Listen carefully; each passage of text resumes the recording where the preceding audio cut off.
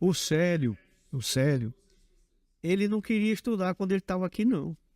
Aí ele foi, a Paixão tinha sido uma boa aluna no Diocesano, e aí o Célio foi para lá. Lá no Diocesano é o seguinte, ou você estuda ou estuda.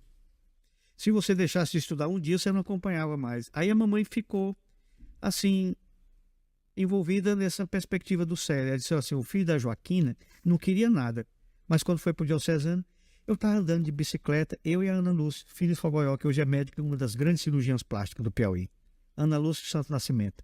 Eu estudei com ela o ginásio e o primário. Primeiro no Frei Jordão, né? Primeiro eu fiz a escolinha, Álvaro de Melo Castro, da minha madrinha, depois fui para o Frei Jordão, fiz o primário. E o ginásio eu fiz, primeiro, era o 9º período e o 11º período, na unidade escolar de Maté Tito. Ali eu estudei lá. Aí quando foi para o 11º período, eu tive que subir para o Hospital Velho, nas petecas. Era longe. Às vezes a gente via no olho do Biano, e todo carro que vinha, a gente jogava, os carros paravam, a gente jogava os livros dentro do carro, a Mercedinha, a Mercedinha a gente jogava, era um carro que trazia frango. Quando a gente jogava os livros dentro da Mercedinha que caía, a gente dizia, tá ferrado.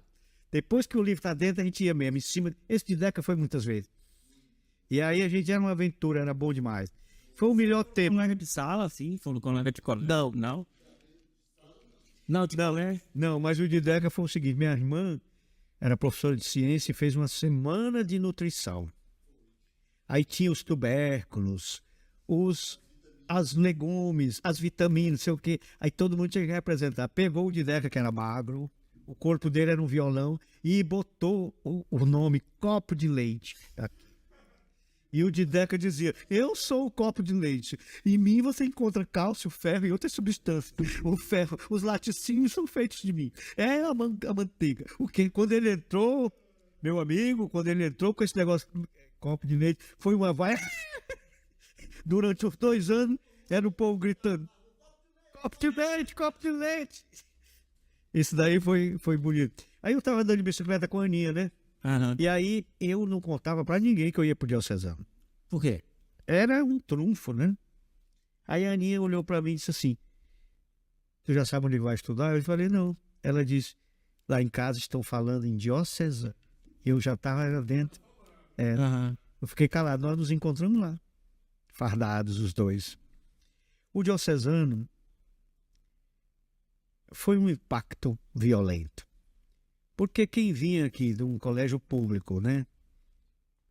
Não é que as nossas escolas aqui eram boas. Mas, quando cheguei lá, se eu fosse assim, tivesse um pouco de maturidade, eu tinha aproveitado mais. Porque eu tinha professores PhDs. Padre Hilário Govone, jesuíta, PhD em História. Era professor de História. Padre Ângelo Imperiale, PhD em Física. Padre Florencio Leque, em Química. Padre Ângelo Mosa, em Matemática. Padre Costinha, no ensino moral e cívico.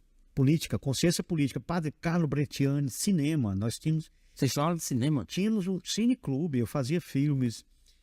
Era uma coisa estrondosa. Mas assim, não tinha maturidade para saber onde é que eu estava pisando. Né?